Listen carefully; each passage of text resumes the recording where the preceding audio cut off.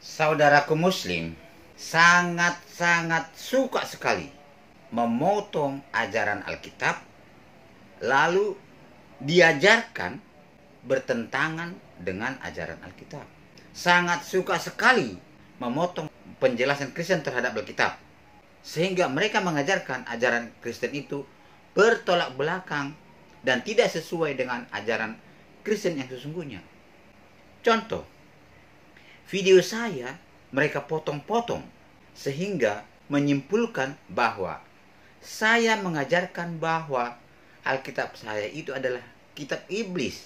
Padahal tidak mungkin saya seorang Kristen mengimani kitab iblis. Sampai saat ini saya masih Kristen, beriman kepada Alkitab saya.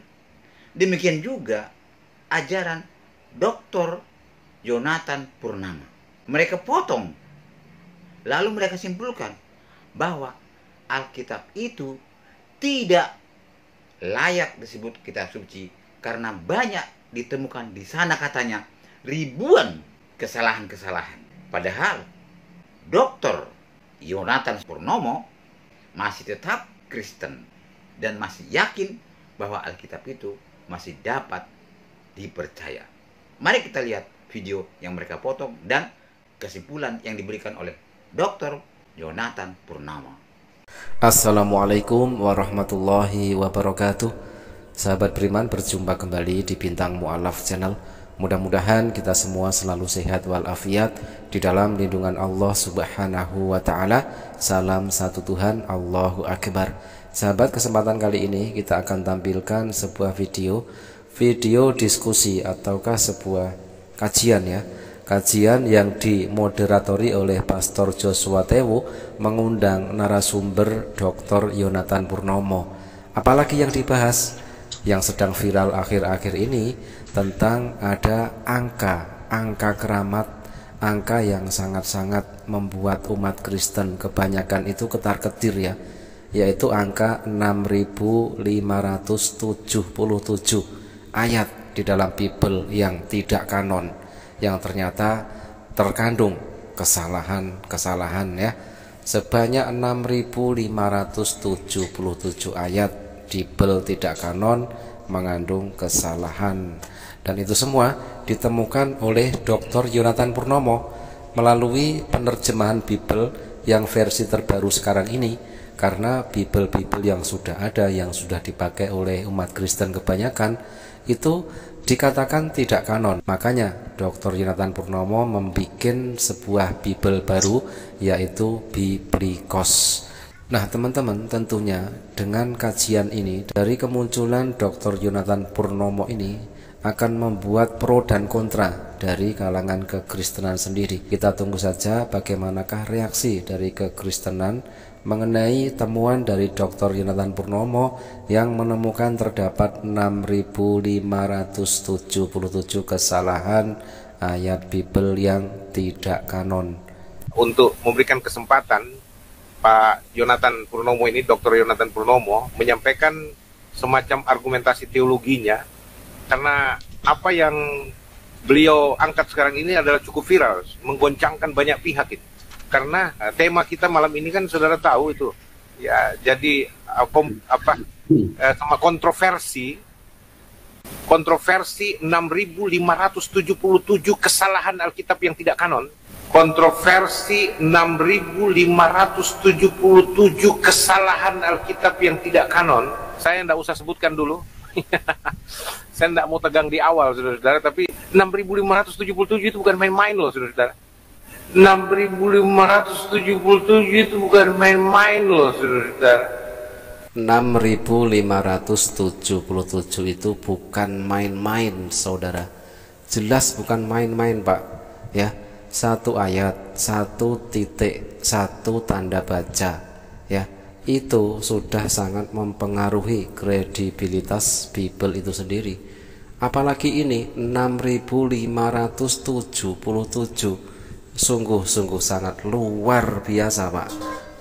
Yaitu kesalahan dari Alkitab yang tidak kanon. Banyak sekali versinya di Indonesia. Pokoknya yang terbitan, yang mendasari terjemahannya dari WHNU, Westcott and Hort Nestle Aland dan UBS, Universal Bible Societies. Nah, kalau saya sebut-sebut begini kan saudara tahu juga ini. Nah, kalau thumbnailnya saudara lihat nih, ya, di situ, kalau Anda lihat thumbnailnya itu, saudara-saudara, nah ini yang sebelah kanan ini kan ada meja bundar, ada Alkitab di tengah. Inilah konsili, istilahnya ini gambaran saja. Ini konsili kayaknya ini. KMP tepatnya mungkin Pak. Kalau dulu di dalam sejarah bangsa Indonesia ada KMP, itu adalah konferensi meja bundar. Tetapi KMP yang dimaksud oleh Pastor Joshua di sini yaitu konsili meja bundar. Ya. Dan lalu kemudian ada di atas itu Alkitab IMB, Indonesian Modern Bible paling kiri, ya, yang ada tanda salibnya. Terus ada Alkitab terbitan dari Lembaga Alkitab Indonesia dan Lembaga Biblika Indonesia. Ya, lalu ada Sabda yang di tengah ini. Ya, ini Sabda dengan berbagai kelompok terjemahan dan aplikasi softwarenya. Lalu ada Alkitab yang namanya ILT, Indonesian Literal Translation, yang dipakai oleh kaum Yahwenis. Ya, lalu kemudian ada Alkitab dari Saksi Yehova. Jadi saksi-saksi Yehova ini punya Alkitab namanya Terjemahan Dunia Baru, The New World Translation. Lalu ada pendatang baru ini dalam versi terjemahan Indonesia yang paling bawah ini, Biblikos. Wah, ini penantang baru ini. Ya teman-teman, coba saya zoom ya. Ada 5 versi Bible ya. Pertama, kedua, ketiga, Sabda itu, dan keempat dan yang kelima yang dipakai oleh Saksi Yehova. Kelima versi Bible ini mendapatkan satu tandingan Bible baru, yaitu Bible hasil terjemahan dari Pendeta Yonatan Purnomo yang dinamakan Biblikos. Jadi di sini ada 5 Bible yang sudah beredar dan sudah dipakai oleh kebanyakan umat Kristen, mendapatkan sebuah tantangan dari Bible baru buatan dari Dr. Yonatan Purnomo, yaitu Biblikos ini. Nah, ternyata kita jadi tahu teman-teman ya, ternyata di Indonesia Bible itu terdiri dari berbagai macam versi dan mereka mempergunakannya sesuai dengan denominasi masing-masing dan juga sesuai dengan kebutuhannya masing-masing. Ya, dan saudara, Biblikos ini bertolak belakang dengan semua Alkitab yang di atas ini. Ya, kalau saya mau katakan bukan seluruh isinya, tapi ada 6.577 yang salah yang diperbaiki di dalam Biblikos ini, saudara-saudara. Ya, dan ini yang kita mau tampilkan penanggung jawab dari Biblikos. Berani-beraninya beliau mengatakan 6.577. Kita mesti bisa minta pertanggungjawaban beliau, dan forum ini adalah bentuk pertanggungjawaban akademik yang luar biasa. Ya, baik, saya langsung saja. Dr. Yonatan Purnomo, selamat datang di channel Joshua Tewu. Dan Dr. Yonatan, saya langsung dengan pertanyaan pertama. Selamat malam semuanya kawan-kawan sekalian, terutama kepada Dr. Joshua Tewu. Saya ucapkan terima kasih atas undangannya. Ini murni kita akan mengkaji tentang Alkitab kanon atau tidak kanon. Kita tidak berbicara tentang doktrin sama sekali ya. Tapi sebelumnya saya mau meralat dulu ini Dr. Joshua Tewu. Itu tadi ada satu, mungkin Dr. Joshua Tewu itu mengambil itu ya, file yang lama ya. Waktu saya masih menjadi Ketua Bidang Biblika di BMPT KKI. Jadi saya mau meralat terlebih dahulu supaya tidak salah paham. Itu saya sudah mengundurkan diri. Oh gitu?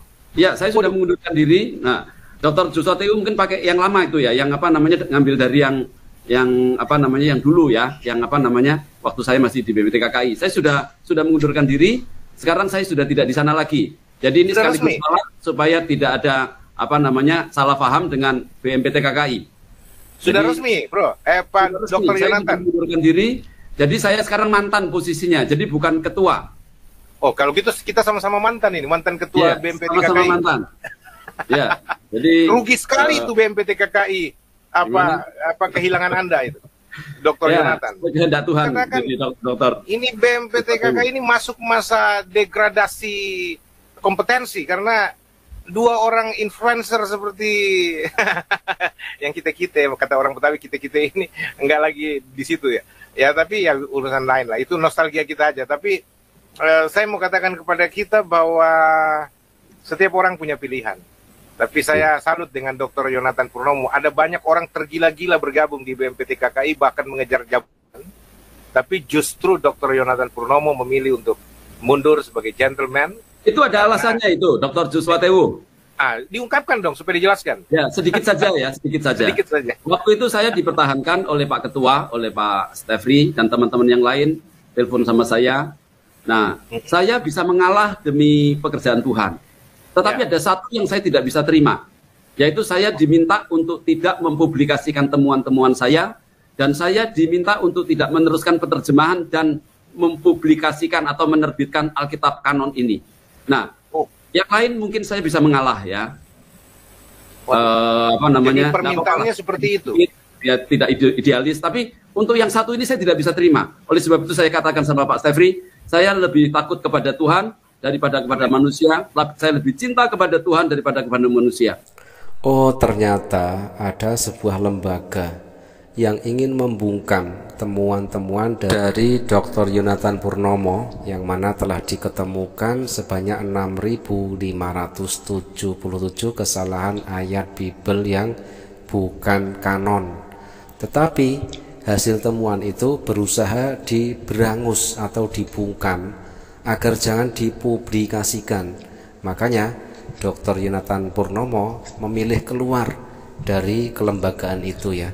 Dan sekarang sudah menjadi mantan ketua di lembaga tersebut, sehingga Dr. Yonatan Purnomo bisa bebas menunjukkan hasil temuan berupa kesalahan-kesalahan di dalam Bible sejumlah 6.577 ayat tersebut.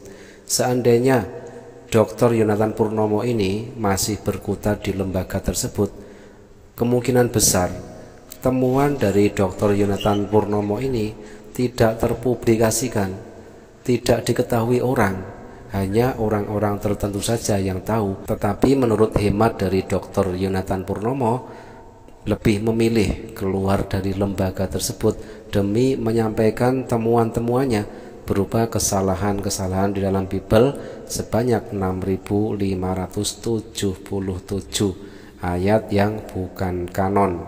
Sedikit demi sedikit mulai terkuak ya, kesalahan dalam Bible ditunjukkan, tetapi berusaha ditutup-tutupi dan berusaha dibungkam. Tetapi karena kegigihan dari Dr. Yonatan Purnomo, sehingga akhirnya hasil temuannya itu sekarang bisa diketahui oleh publik, bisa diketahui oleh banyak orang, dan khususnya bisa diketahui oleh semua umat Kristen. Nah, pertanyaannya, apakah kitab suci yang notabene adalah katanya itu adalah firman Tuhan, tetapi kok terdapat ribuan kesalahan ayat seperti hasil temuan dari Dr. Yonatan Purnomo? Masih layakkah itu disebut sebagai kitab suci? Terima kasih sahabat, mudah-mudahan bermanfaat. Jazakumullah khairan kasiron. Wassalamualaikum warahmatullahi wabarakatuh. Kesimpulan pertama, tidak ada masalah dalam kritik tekstual, semua sama. Yang kedua, kesalahan yang terjadi adalah murni terletak pada terjemahan, bukan pada teks sumbernya. Kesimpulan yang kedua, perbedaan antara terjemahan LAI dan terjemahan SSY hanya terletak pada kata Tuhan dan kata Tuan. LAI menggunakan kata Tuhan untuk ton kurion, sedangkan Saksi Yehova menggunakan kata Tuan, dimanusiakan. Lainnya secara makna sama. Yang ketiga, berdasarkan Alkitab kanon dan terjemahan gramatika yang benar, terbukti. Perhatikan, ini terjemahan Biblikos ya. Yesus adalah Tuhan dan Yesus adalah Allah. Yang kedua, dengan kuasanya sendiri, Yesus telah membangkitkan dirinya sendiri. Anda bisa lihat dalam Matius 20:19, Markus 9:31, 10:34, Lukas 18:33.